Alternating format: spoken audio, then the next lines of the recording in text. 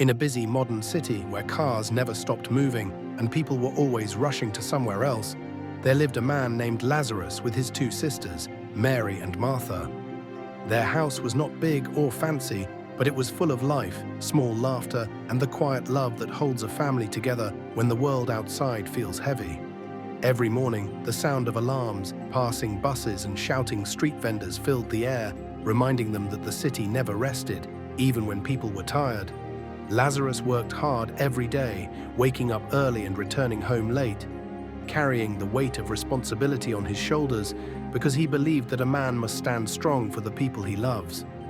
Mary was gentle and soft-spoken, often sitting quietly, thinking deeply about life and holding hope tightly in her heart, even when things did not make sense. Martha was different, always moving, always planning, always trying to keep everything in order, because she believed that if she worked hard enough, nothing would fall apart. Though they were different, their love for one another was strong, and together they faced the pressure of modern life, rising bills, tired bodies, and the silent fear that tomorrow might be harder than today.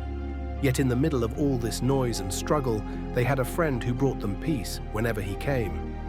That friend was Jesus, a calm and wise man whose presence felt like quiet after a storm. When he visited, the house felt lighter, conversations became deeper, and worries seemed smaller. He listened more than he spoke, and when he did speak, his words stayed in the heart long after he left. Lazarus trusted him deeply, not just as a teacher, but as a true friend who understood the weight of life. Mary felt comforted just sitting near him, and Martha respected him even when she did not fully understand his ways. But beneath the normal smiles and daily routines, something was slowly changing. Lazarus had begun to feel weak in a way he could not explain. Some days his breath felt short and his body felt heavier than usual, yet he said nothing because he did not want to worry his sisters. Mary noticed his tired eyes and quiet pauses, and her heart felt uneasy, though she tried to stay hopeful. Martha noticed too, but she brushed it aside, telling herself that hard work and rest would fix everything.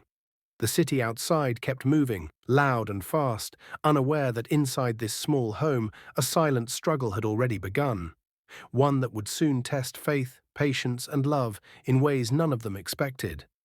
The weakness that Lazarus had tried to hide could no longer be ignored, because one morning he did not wake up with the strength he once had, and even the simple act of standing felt like carrying a heavy load on his chest. The city outside was already alive with noise, horns blowing and people shouting greetings as they rushed to work, but inside the house, fear began to quietly settle like a thick cloud. Lazarus tried to smile and act normal, telling himself that it was just stress and tiredness from too much work. Yet deep inside he knew something was wrong in a way he had never felt before. Each breath felt shorter, each step slower, and every effort drained him more than the last. Mary was the first to truly accept the seriousness of what was happening. She watched her brother closely, noticing how his hands trembled when he tried to lift things and how sweat covered his face even when the room was cool. At night, when the city lights shone through the window and the noise outside slowly faded, Mary would sit quietly beside him, praying softly and holding on to hope with everything inside her. Her heart believed strongly that help was near because she remembered the calm words and gentle power of their close friend Jesus, and she trusted that if he knew what was happening, he would come without delay. Martha, on the other hand, fought the situation in her own way. She spoke to doctors, searched for medicine, and kept the house running even as her heart grew heavier each day. She tried to stay strong, telling herself that panic would not solve anything, yet frustration slowly crept in when nothing seemed to improve. She began to feel the pressure of responsibility pressing harder than ever before. Because when someone you love is sick, strength alone is never enough. Though she tried to remain calm, her thoughts were filled with questions that had no answers. Together, the sisters sent word to Jesus, explaining how sick Lazarus had become and how desperately they needed him. After sending the message, they waited with hope burning brightly in their hearts, believing that any moment now he would appear at their door. Hours passed into days, and each day felt longer than the last. Lazarus grew weaker, his voice softer, and his body more fragile, while the silence became louder than the noise of the city outside. Mary's prayers became heavier with tears, and Martha's patience began to crack under the weight of unanswered expectation. What hurt them the most was not just the sickness, but the waiting. Jesus did not come. The city continued its fast rhythm. People laughed, shops opened, and life went on as if nothing was wrong, yet inside that house, hope and fear wrestled every second. They wondered why help had not arrived and questioned whether silence meant neglect, even though deep inside, a small flame of faith still refused to go out. As Lazarus lay struggling between strength and weakness, the sisters stood between belief and doubt, unaware that this painful waiting was only preparing the ground for something far greater than they could imagine. The waiting finally reached a point where there was nothing left to hold on to, because the sickness that had slowly drained Lazarus now took everything that remained of his strength. His breathing became shallow, his eyes often stayed closed, and even the sound of his sisters' voices felt far away to him. The house, once filled with movement and quiet conversations, grew still and heavy, as if the walls themselves understood that something final was approaching. Outside, the city continued without pause. Cars rushed past, people argued and laughed, and the world refused to stop, even as one life inside that small home slipped away. When Lazarus finally died, the moment felt unreal, like a bad dream that refused to end. Mary broke down completely, her strength collapsing under the weight of grief she had never known before. She cried openly, her tears soaking the floor as she held on to the cold silence left behind by her brother's absence. Every prayer she had prayed now felt unanswered, and every hope she had held tightly seemed to have failed her.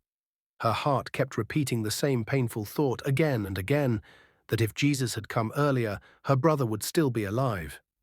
Martha reacted differently because her pain turned into anger and confusion.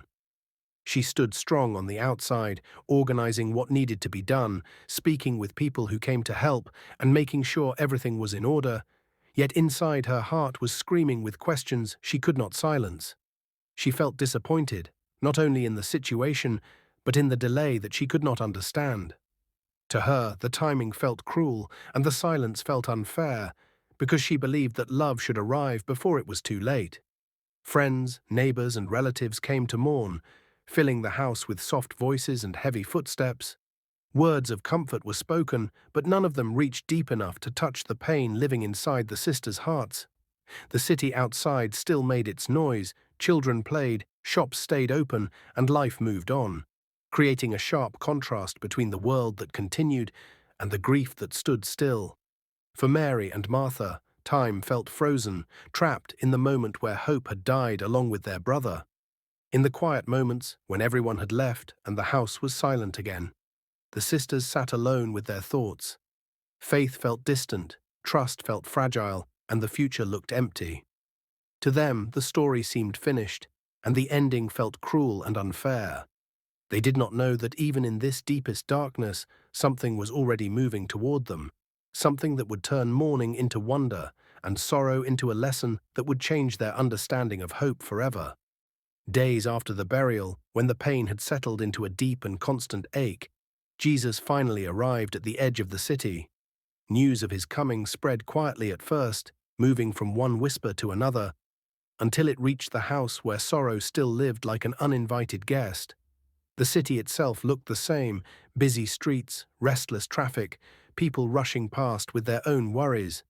Yet for the two sisters, time had stopped at the moment they lost their brother.